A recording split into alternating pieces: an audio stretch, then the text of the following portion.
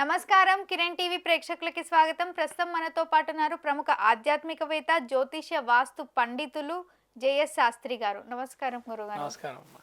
గురుగారు, విశ్వ వసునామ సంవత్సర ఉగాది శుభాకాంక్షలు గురుగారు. నమస్కారం సార్. శ్రీమాత్రే నమః. గురువుగారు, మిథున రాశి వారికి 2025 నుంచి అసలు ఎలా ఉంది గురువుగారు?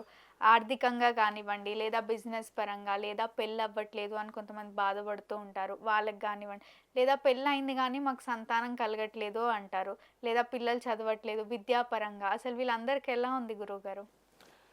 శ్రీ గురుభ్యో నమః. శ్రీ మహాగణాధిపతయ నమః. సరస్వత్యై నమః. ఓం శ్రీమాత్రే నమః.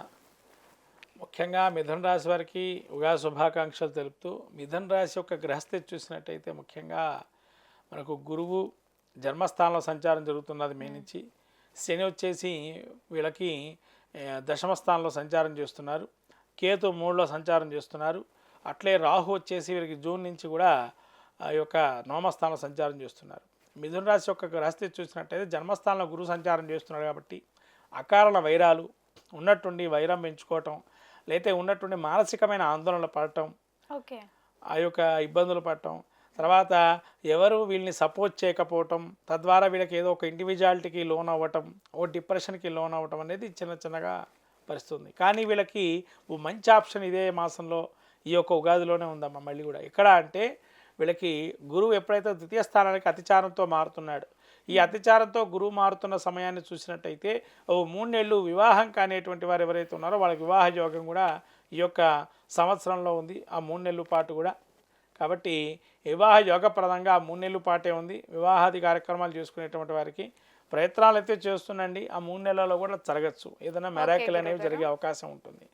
తర్వాత తృతీయంలో కేతు ఉండటం వల్ల ఏంటంటే వీరికి జ్ఞానము, వైరాగ్యము, కొంచెం భక్తి భావన లాంటివి పెరగటం, తదేకంగా ధ్యానం చేయటం, తద్వారా ఇంతకాలం ఇబ్బందులు పడుతున్నాయి కొంతవరకు అవి రిలీఫ్ రావటం సమస్య నుంచి.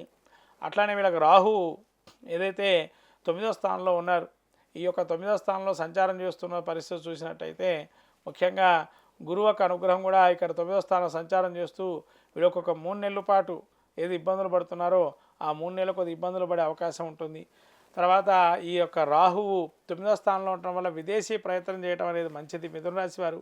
తర్వాత శని దశమంలో ఉన్నాడు, కానీ వృత్తిరీత్యా బాగా స్ట్రెస్ ఫీలింగ్ అనేది ఉండటం, ఉద్యోగంలో మార్పులు తీసుకొద్దాం అనుకుంటారు కానీ వెళ్ళలేక, కక్కలేక, మింగలేక ఉండడం, అక్కడే ఉండిపోవటం.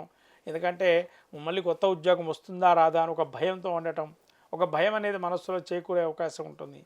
ఈ యొక్క భయంతో ఏ పని చేయకపోవటం, ఉన్నట్టుండి మనోధైర్యాన్ని కోల్పోయే అవకాశం కూడా కలుగుతుంది. కాబట్టి మనోధైర్యాన్ని మించిన ధైర్యం ఇంకోటి లేదు, అది మనోధైర్యాన్ని తెచ్చుకోవాలి మీరు. ఎందుకంటే మనోధైర్యంతో ఉండండి, ధ్యానం చేస్తుండండి, తప్పకుండా స్వామి అనుగ్రహం వల్ల అన్నీ సమకూరుతాయి. కాదు మిథున రాశి వారికి కొన్ని విషయాలు ఏదైతే సంతాన రీత్యా విషయాలు ఉన్నాయో అవి కూడా కొన్ని అనుకూలమయ్యే అవకాశం ఉంది. కాబట్టి సంతానానికి సంబంధించి ఏదైనా పూజాధికాలు చేసుకోవటం వల్ల వాళ్ళకి మళ్ళీ పునః ఆ యొక్క సంతానం గురించి కూడా ముందుకు వెళ్ళే అవకాశం ఉంది. ఇప్పటికి మీరు అడుగు వేస్తే రాబోయే మళ్ళీ ఆ పై సంవత్సరం కల్లా సంతాన యోగ్యవంతులు అవుతారు. కాబట్టి మీరు ప్రయత్నం చేయండి, ఖచ్చితంగా సంతానానికి సంబంధించి కూడా ప్రయత్నపూర్వకంగా కొన్ని గురువు యొక్క ఉచ్చస్థితి కలుగుతుంది కాబట్టి ఆ గ్రహం అనుకూలం వల్ల సంతానాభివృద్ధి కూడా కలిగే అవకాశం ఉంటుంది.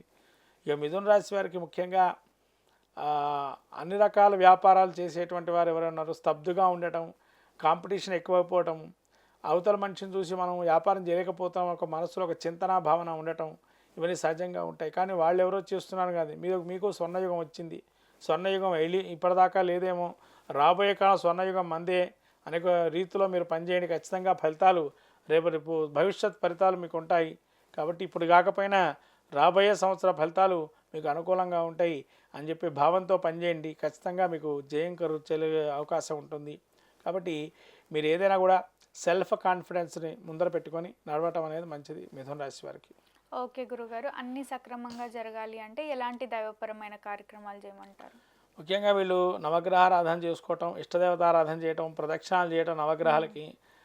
ఇంకా వీరు ముఖ్యంగా విరివిగా గురు క్షేత్ర దర్శనం చేయడం, లేదా గురువులు దర్శనం చేసుకోవడం, తాత్కాలికంగా అప్పుడప్పుడు వెళ్ళేసి గురు దర్శనం చేసుకోవటం, ఇవి చేయటం వల్ల అనుకూలంగా మారే అవకాశం ఉంటుంది. మిథున రాశి వారు గురువు ఆరాధన ప్రత్యేకంగా చేసుకోవాలి.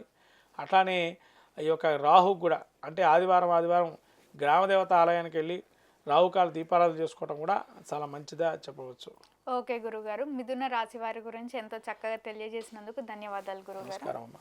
చూసారు కదా, మిథున రాశి వారికి ఎలాంటి ప్రాబ్లమ్స్ ఉన్నాయి, ఇలాంటి ప్రాబ్లమ్స్ని ఫేస్ చేస్తున్నాము అనుకుంటే కూడా వీడియోలో స్క్రోల్ అవుతున్న నంబర్ని సంప్రదించండి, గురుగారు మీతో మాట్లాడతారు. Thank you.